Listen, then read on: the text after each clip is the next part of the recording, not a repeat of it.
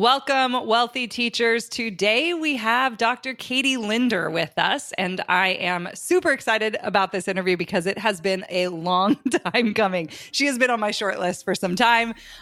As you know, we paused the podcast for just a bit, but we are back in full force, and Katie is going to be an excellent conversation today. She is a woman who has created many courses, has served many academics, and has her feet both in academia and in online teaching. So we're really excited to chat with you today.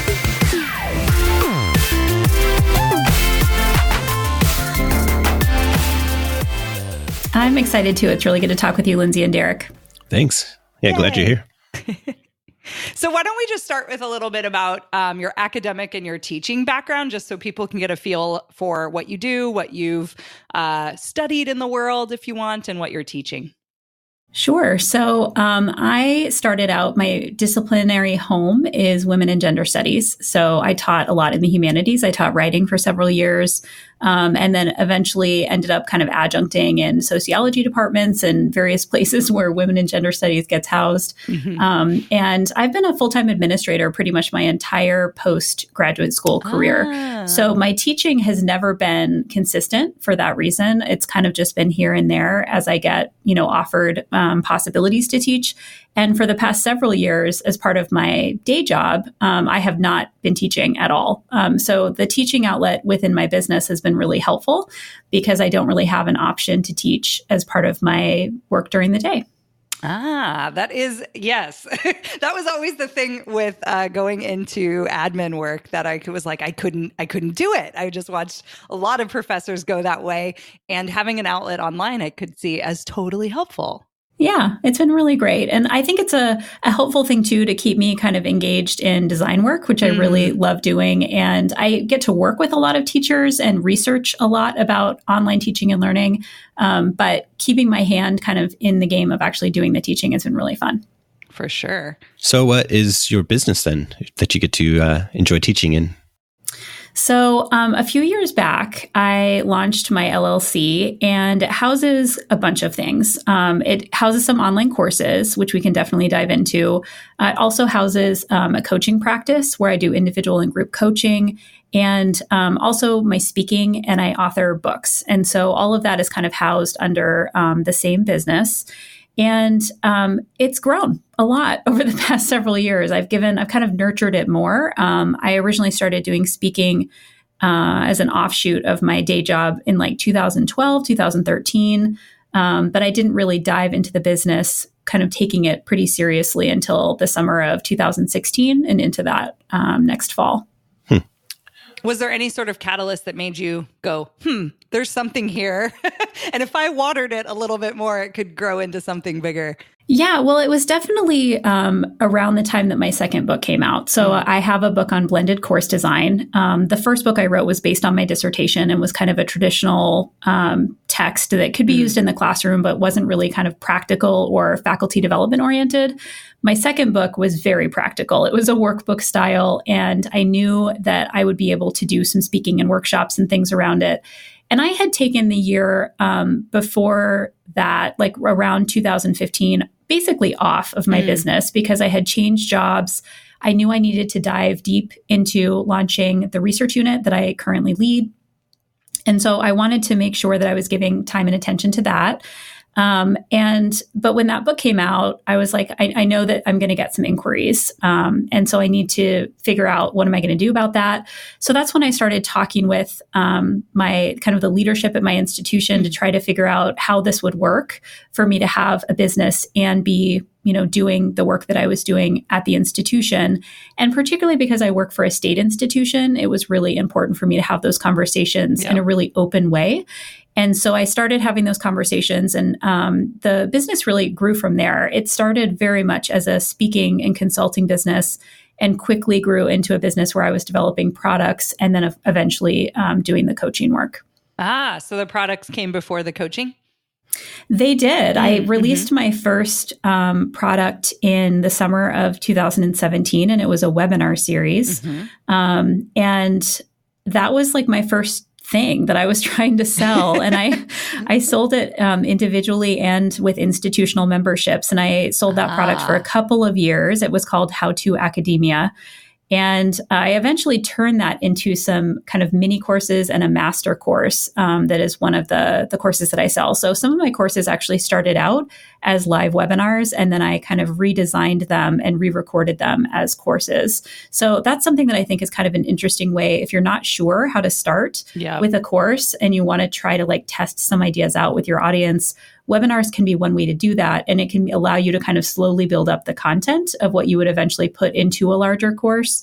So that was my first product, was that webinar series. And then I slowly built out some other courses and then eventually earned my coaching certification in 2018. Oh, cool. Where'd you get certified? So I worked with a company that is out of Portland, Oregon, because that's around where I live, called Coach Training EDU, and they offer certification through the International Coach Federation. So if anyone who's listening is familiar with ICF, I went through kind of a full 125 plus hour training to do the whole thing. So it took me a year, but it was super fun. Really cool. So yeah, we'll definitely drop some of those links in the show notes as well for people. So Derek, did you hear that part where she mentioned the institutional licensing?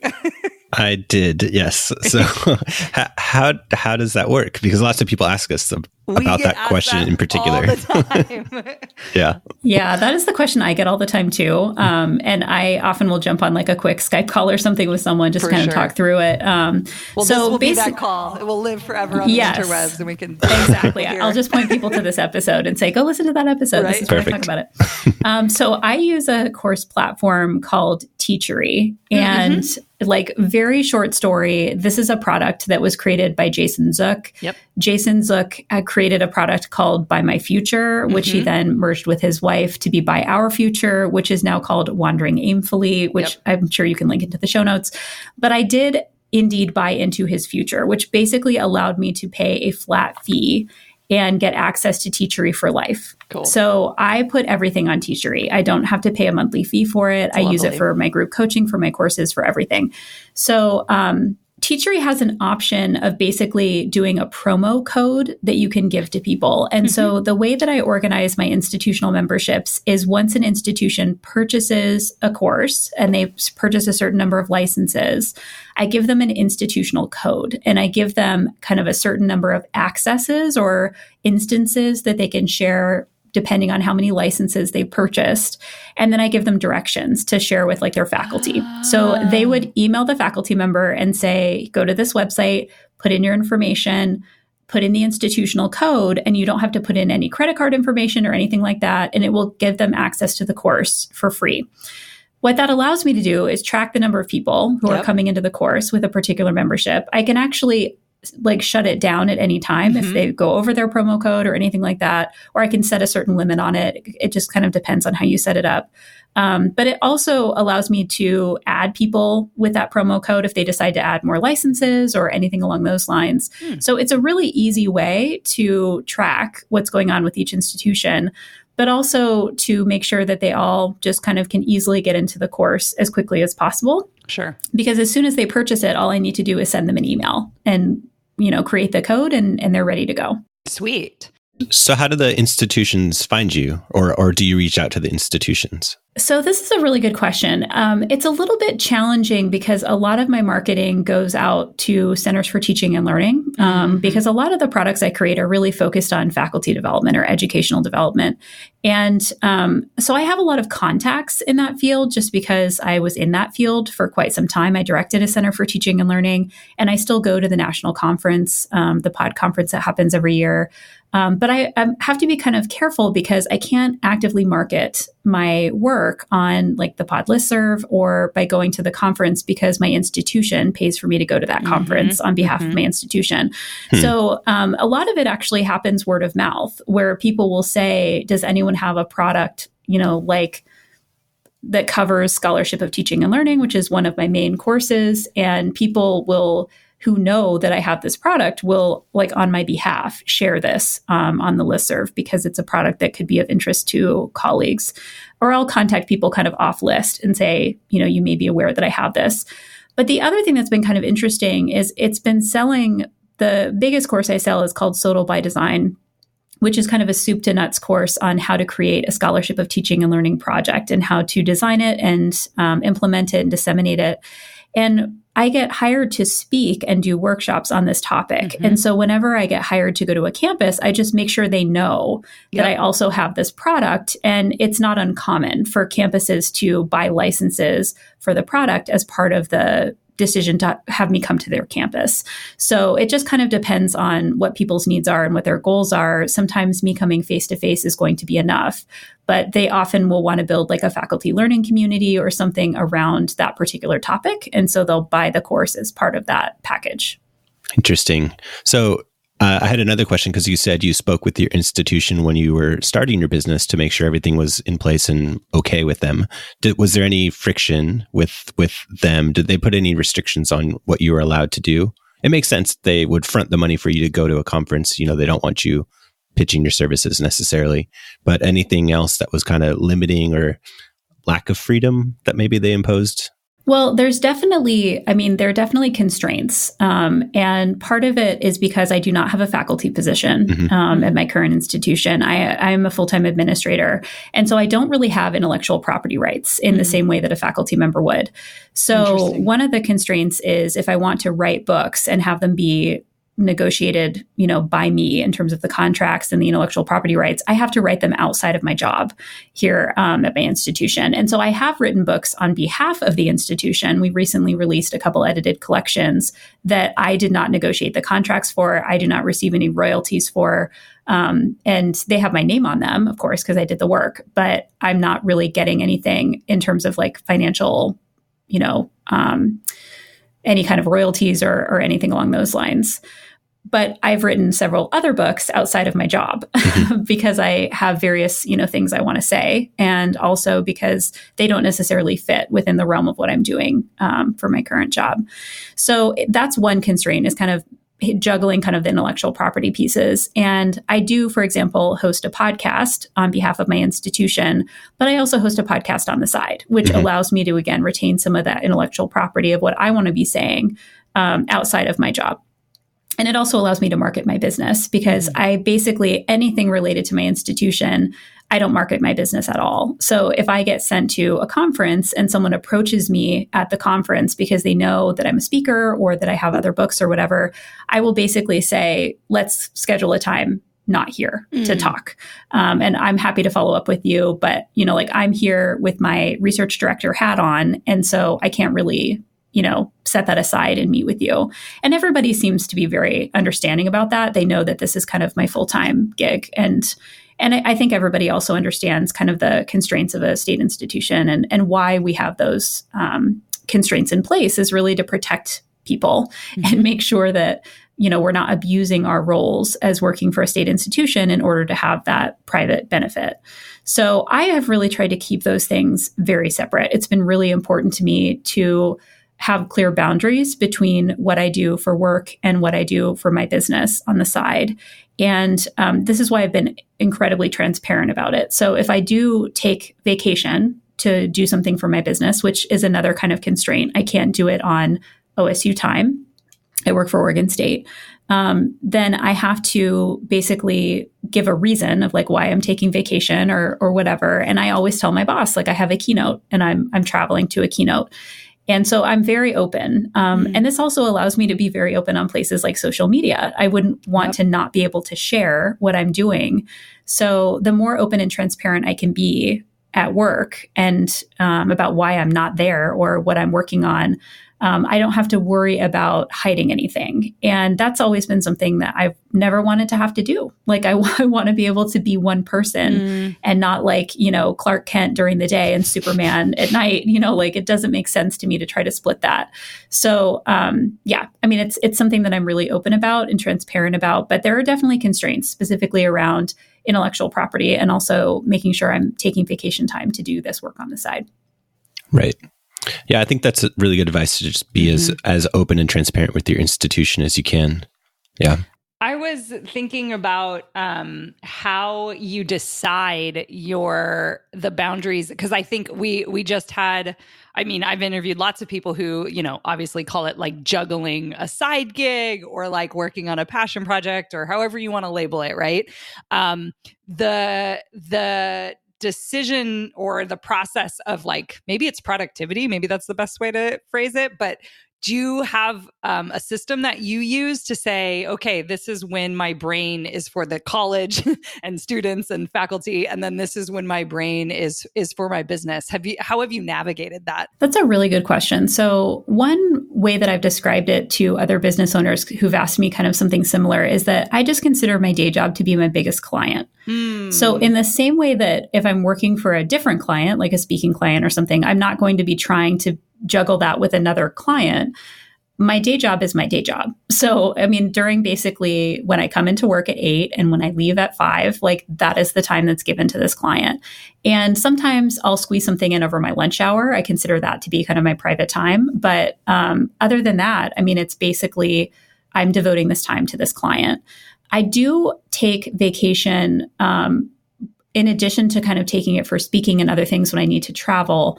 I do take vacation for what I call creative retreats. And these happen at least twice a year, sometimes 3 times a year, where I basically take off a week and use the weekends on either side. So I get, roughly 9 days or 11 days, depending on where holidays fall. And I will take that time to do a deeper dive into my business. And I consider those to be incredibly fruitful times. It's very focused on planning, very focused on kind of strategically moving the business forward. And I have one of those coming up in the first week of September as we record this. It's kind of early August. And I'll be spending that September revising 2 websites for my business. I'm also taking off 2 weeks at the very end of this calendar year to basically do a bunch of planning for 2020. So that's something that I've kind of used as a rhythm that allows me to kind of assign when I'm going to be doing pretty deep brain work around the business. But other than that, I mean, I would say I'm working easily 20 hours or more a week on the business because a lot of my weekend time goes to client meetings. It depends on the week. There were definitely weeks in the past where I was probably putting in an additional 40 hours on the side business. But for me, a lot of it is like design work. It's creative work. It's the podcast. It doesn't feel like work to me. It feels like creative, like it's exhausting if you do too much creative work, but I also really enjoy it. So it wasn't kind of a thing where I was forcing myself to do it. It very much felt like kind of a labor of love as I was getting the business off the ground. So now it's a little more balanced, but I mean, I take client meetings most evenings, at least once. And then I, of course, have to find time to record the podcast and create new products and, all those kinds of things. So yeah, it just all gets fit into the margins. I mean, I'm lucky to have a really supportive partner who is also my partner in my business. And so, I mean, this is just something that we both believe in and we see it growing and we're happy to make that investment. That's great.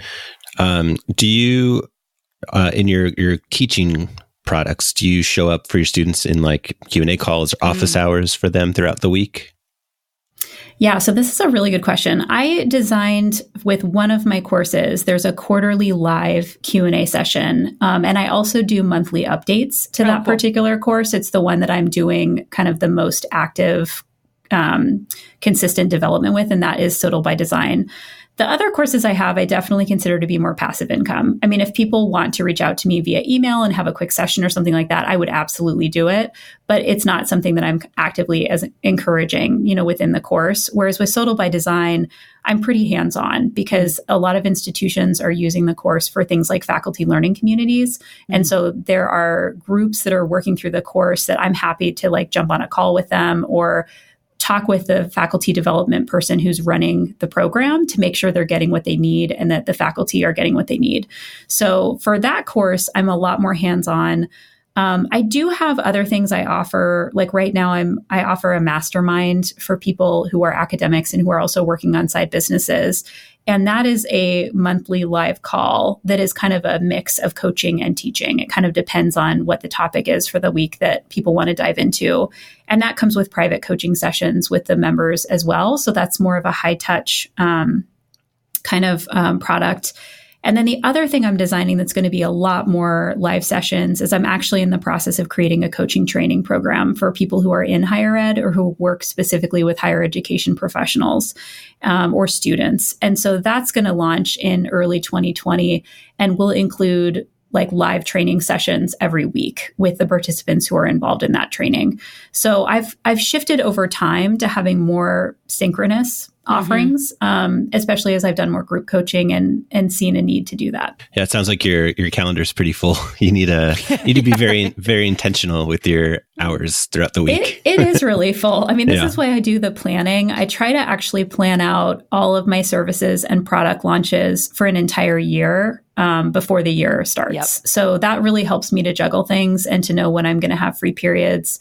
And also when I can build in things like travel. So, I mean, all of those things have to be balanced. And this year was actually the first time I really tested that. I did a lot of the annual planning in late 2018 into early 2019, and it completely paid off. Yep. I mean, I've been planning out social media campaigns and things like that, basically a quarter at a time. And it's been super helpful just to try to get as much of it done as possible in bulk ahead of time. And then I just kind of set it and forget it. So I do a lot of my content marketing planning, the podcast planning. A lot of that happens in advance. And it just allows me to have a lot more freedom throughout the year in terms of working with individual clients or with group coaching or training or other things I might offer. That's the goal. I mean, that takes a ton of organization and we're working on it, but that's exactly what you got to strive for, is that much organization and forethought, for sure. Yeah. Well, and it's after the model, if you know about online teaching and if you've had experience with online teaching where you do a lot of the design up front and then you can spend your time communicating with students, but you're not worrying about kind of creating the videos and, doing all the things in the middle of the term. It's very much like that. I'm really trying to front load the design of everything I do so that by the time I get to the point of running it, I'm really just focusing on the facilitation. And that allows me to give a lot more attention to my clients. That's a great way of describing that. I love that. Yeah, for sure. Do you have a team? You said it's you and your husband, but is there anyone else helping you with, for example, social media posting or commenting, things like that? No. Okay. And I would say my husband too is very behind the scenes. He likes to he's basically our system administrator. So he does a lot of the back end work, and we do help clients design things like websites. And so he does work on the back end with that in terms of keeping those sites secure and running updates and backups and those kinds of things. But I'm definitely the more front-facing part of the business. And so I handle all of the social media. I do all of our website design kind of on the front end. So I design all of our websites. And then, we have some support with things like we outsource travel. So I have a travel agent who helps us to book, flights and things like that when I have to travel. But other than that, I mean, I outsource transcripts for the podcast to a service called Rev. Yeah. And I also used a script for that. But yeah, it's pretty much me. I mean, I'm running a lot of it. And it's interesting because I did have someone just reach out to me the other day about joining my team. And I was like, well, I don't really have one. I mean, it is my partner and I, and he definitely plays a role. But I've just built it up over time in such a way that, I mean, it looks like a lot and it sounds like a lot, and it kind of is. But because I started small and kind of slowly built it, it's definitely manageable. I mean, I feel like the systems we've put into place, I don't really feel overwhelmed by what we're doing. And I just kind of slowly add things and also take things away as I realize that, they were part of the business at one point, but they were meant to be a stepping stone into something else. And they're not there forever. So sometimes I sunset things as I'm adding new products just to keep things really balanced. Mm-hmm. Well, that's great. Congrats. Does your partner also work full time as well? He does not. So he is a writer, and we put me through grad school, and then he basically worked as I was getting my career started. And then several years ago, he wanted to not work and try writing instead. And so we did that. Cool. Yeah. So it's been a really great thing. It's helpful to have a partner who is super flexible in terms of their schedule. For sure. So I can definitely kind of outsource or delegate the grocery shopping, the oil change for our car, those kinds of things like that can easily go to him. And also it allows us to be a one car family, which we always have been. So there's just a lot of kind of conveniences that come along with it. But he's a very creative person. He's also a very tech savvy person and used to work for a software company. And so nice. all the stuff on the kind of back end with the technology, if I can't figure it out, he's my first, he's basically our in-house tech support for the business. I know how that goes. Is that why you're laughing, Derek? I am. I know that role. Yeah. But it really helps businesses like make leaps forward, because as much as, even you're saying like, oh, I'm running it by myself, just having someone who is invested as you are, obviously, in the business sitting next to you to make the thing work, where I know, some of my friends have run their business by themselves and their partner's not involved whatsoever. And so they have to hire a right-hand person. It's one of the first hires you make, right? Is some sort of like executive assistant or personal assistant, because there's just the day-to-day can be a lot of the decisions we have to make. It's funny that you brought up like oil change and all of that stuff. We recently hired a house like manager actually as a position. And that's literally what she does. She like runs our house. And so that is, Derek and I are both not doing that now, because he, for a while, that was his role. Yeah, was to make sure everything happened in the house, make sure everything gotten taken care of. We were also house sitting at the time. So we were planning travel and all that stuff. And he was in charge of that. And then he would do some tech stuff kind of on the side. But then when he fully came in, it was like his brain was so much more valuable than like some of the other things we had him doing. So that's been a most recent hire for us as well. And it's, I'll tell you, it's been one of my most life-changing things that I've ever done for myself and for this business, I guess, is to have someone think about meal planning and prepping for us and, running errands here and there. And it's been such a game changer. Mm-hmm. Yeah. Well, and I think at some point, I mean, like you can hear me describe, I work a full-time job. Yep. I'm doing this business on the side. It's keeping me very busy. At some point, something has to give. Yep. I mean, like you do have to hire out for whatever it might be, or you do have to have a supportive partner. And I think that, for us, we have done some hiring for like house cleaning and things like that. But I've also really just in some ways relaxed my standards of, like I'm not trying for perfection. Yep. We're not a couple that frequently, has people over to our house, we did use business income recently to renovate our kitchen, which we really love. Awesome. But, I think that we're both introverted too. So it's like, we want to be in a space that we can enjoy and that we can feel comfortable in, but I'm not obsessed with it being squeaky clean all the time. Like I've had to kind of pick and choose, where do I want my energy to go? And right now I want it to go into creative things. And if that means outsourcing, cleaning my house or, something along those lines, we're happy to do it. And I think that part of the benefit of having side business revenue and a full-time job is that you don't have to use your business revenue to pay your mortgage. You can afford to do some of these outsourced things so that you can free up your brain and your creative energy for things like the business. Mm-hmm. Is it your vision or goal to potentially leave the 9-to-5 at some point? Not right now. And this is a question I get a lot, especially as people have seen the business grow over time. And I think it's one of those things where I don't want to strangle the business. I feel like if I put the pressure on it of needing to pay, all the bills and all the things, it would lose some of its sparkle for me.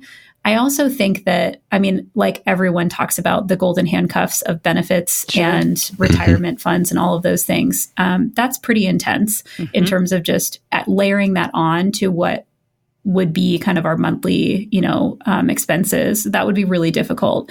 So, the business right now is bringing in the rough equivalent of my salary, and both are 6 figures. So do I take home that from the business? Absolutely not. With taxes and business expenses and whatever, that's not the money that's coming into the bank, but it allows us to have a really nice cushion to put towards things like a new car, which we bought this year, the kitchen renovation, which we had wanted to do for several years.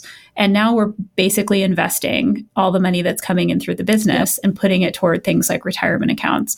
So, I could see in the future looking at something like early retirement or something like that might come from this. But I also really enjoy my day job. I did not create the side business because I wasn't enjoying my job. It was more because I had other things I wanted to do. I do definitely identify as what Emily Wapnick calls it multi-potentialite. Like it would be very hard for one job to kind of contain all of the interests that I have. So I'm able to do a lot of very cool creative things with my day job, but having the side business allows me to really explore a lot of other things as well. I love that. And yeah, that's great. You're such an inspiration for lots of people listening as well. And it kind of hit me this year because I left quickly, like burned all the bridges. I was like jumping, right? And that's one way of doing it. And I've really tried to highlight that not everyone wants to do that, that's not even necessarily the smartest decision for lots of people. And what's cool about showing just the different facets of running a business, what you're highlighting is it can be something on the side that you love to do and can create freedom and flexibility, in your life that we don't really get from a salary, because we do have to keep, negotiating for a pay raise or taking on the extra projects at work, right? And get stipends here and there. And then it's like, oh, but if I create a business on the side, I can start to, use that money to do other things in my life that the institution is unable to support me to do. So I think you're just a perfect example of that. And yeah, I mean, it hit me this year, surprisingly. I think it's been stacking, but this idea of that, like, oh yeah, Lindsay, not everyone wants to build like a $1 million company or leave their job. I knew that part. I knew not everyone wanted to leave their job, but not everyone wants to grow this big giant business that they have to take care of. And that's actually okay. And like, if we can resource, collect our resources and make resources on the side, I guess I should say, then that means we're being better taken care of. We can take care of our students better, even if we do decide to stay in teaching. So I love that. Yeah, absolutely. I mean, I'm definitely a fan of Paul Jarvis's work on Company of One. He recently wrote a book called Company of One. And just this idea of people say, like, when are you going to expand? When are you going to hire people? When are you going to quit your job? And it's like, that's not really my goal right now. I actually really like having a business where I have a lot of control over what we do, over what we start, over what we stop, over how it's done, how it's designed. And because I like so many of those things that are in the business, I don't want to outsource them to other people. Like I think it's really fun to work directly with clients and to do the design work, to do the web design. But there are some things, like this year, I worked with a branding agency to do a rebrand for the business, and I'm just wrapping up that work. And I hired a coach to help me redesign a new keynote that I was developing. Nice. And so I definitely leverage kind of those kinds of options when I have them or when I need them. But for right now, I'm just really enjoying growing the business, seeing what we can do. And I'm really excited about the coach training that's going to be coming to see that sounds amazing. What that offers. Yeah, I'm excited. I think it'll be fun. And every year we do a couple new launches. So it's a fun way to experiment and to see what you can do to really serve your audience. And as you learn more about what their needs are, you can experiment in all these different ways through, courses and all kinds of other things. But the experimental part of the business has been, I think, probably the most fun aspect for me. Oh, that's so good, because it's so funny because we coach our students through like launching their first courses. Typically it's their first. And in the end, marketing is all an experiment. But I think what you're highlighting that is showing up, at least in this conversation, is this idea of when the business has the responsibility of, right, like taking care of the family, paying the bills, we put a lot of pressure on it. And I've experienced that myself. And it's part of my journey for sure. But this idea of, it is an experiment. We're testing, we're seeing what works, we're communicating with our audience, we're making new offers, we're shifting the message, we're doing all the things. And if we can see it as fun and exactly that, an experiment, then we don't have that pressure. And it's always difficult to communicate that to people. But I think it's their perspective of what the other side of that launch is, or that new offer. If they're expecting some level of income and they don't hit it, of course, that's going to feel a lot, I don't know what the word is, but like more stress inducing, I guess, because of what it means. And so we're constantly talking about that. So we use the language of experimentation, testing, right? Data collection, to just show people that, hey, you're going to throw something out there and it may or may not work, but now we have some data to work with from that launch or that offer that you made. So yeah. No, that's so true. And also that sometimes, it just takes some repackaging to get something out there in a way that people are really going to connect with it. And it's so much to do with branding, design, making that messaging kind of connect with your audience. But I would also say too, I was really invested in the beginning of launching the business in making sure that we were putting the money from the business back into the business and really using it to build up structures, systems, technologies. I wanted to test a lot of things to see what I liked. I bought a webinar platform in the first year and then I didn't use it the next year. I wanted to really see what was going to be the best way to set things up and what was the true cost of running the business in the way that I wanted to run it. And that meant in the first year, I think we took a $5,000 salary draw to buy a new refrigerator. We put everything else back into the business, paying the taxes. We also just didn't know what it would be like to pay taxes. We had to figure all that out. So I think that that's the other real pro of keeping a day job while you're doing the business is you can really try to get a sense of what does it mean to not cut corners? Because I know a lot of people who start their businesses on a shoestring. They're really not able to do things in the way that they want. And they're constantly kind of struggling with quality and, the bottom line. And we didn't have to do that. And that was a choice that we actively made to see what would it look like. And now that we know, we're taking larger salary draws and we kind of know, what we need to run the business. But if I were to create something new, for example, for this Sodal by Design course that I created, we have a print workbook that we ship out to anyone who buys a license for this course. And obviously a print run is an initial investment, if you want to get the pricing down low enough. And I think we did a print run of 500 of these workbooks. But that's an initial investment that you make in a product like this. And of course you make it back, as people are buying the course. But I wouldn't have been able to do that if I wasn't kind of investing some of those financial returns back into the business. That's definitely one of, Derek knows from the 3 years we've been in business, just getting that all under control is something going from being a salaried professional to just doing it and everything comes through me.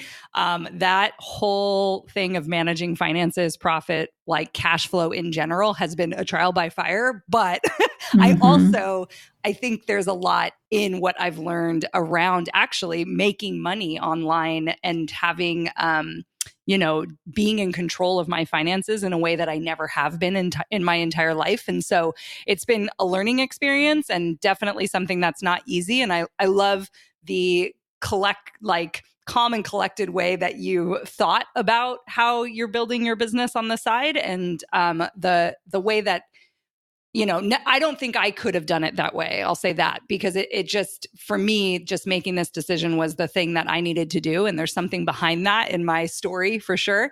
But just what it does take, exactly what you're saying, what it does take to pay your taxes, to reinvest back into the business, all the stuff that you don't even think of when it adds up. You're just like, oh, wow, a 6-figure launch? That's awesome. And then it's what actually comes from that? But it sounds like so much money. And it is. It's just recognizing what goes in to have that output, which I think is something that, the more I want to talk about that even more, because I think that could be one of the things that maybe isn't as transparent in a lot of the businesses we're running online.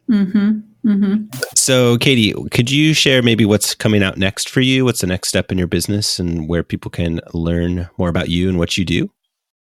Sure. So, like I mentioned, I'm in the middle of doing a rebrand. I actually get the final designs from the branding agency this week. Yay! And so, it's really exciting. And I'll be spending probably the next couple of months slowly rolling that out. And I guess that's the other kind of lesson, if you haven't already heard it from what I've said, is everything for me is slower. Yeah. It doesn't all happen. I can't devote an entire day. I can't just say oh, this week I'm going to do this thing. Because of the day job, I have limited time. So I have kind of pulled back. I know how long it takes me to do things and I can do some things relatively quickly. But for things like the brand rollout, I'm really making the expectations for myself, hopefully very reasonable in terms of how I'm going to do that. So that is coming up.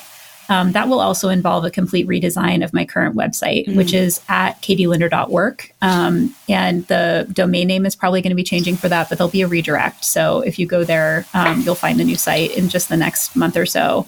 And then I'm also completely creating a new website for the coaching training. So that will be linked from my site, but it will be its own separate kind of space. So that's coming. And then I also have a new book coming out in January of 2020 on alternative academic careers. And I co-wrote that with two colleagues, Tobin and Kevin Kelly. And it was such a fun experience working with them. But I'm excited to see that kind of finally coming to fruition. So that'll be out in the world in the next 6 months or so. And I'm sure that we'll be kind of talking more about that. I think that alternative academic careers, as you both know, we need to keep talking about this. And as tenure track jobs just are getting less and less, there are so many other options for academics that are still wanting to stay in higher ed and think about it from a more non-traditional perspective. So that book includes a ton of profiles of people who've done academia kind of on their own terms in different ways.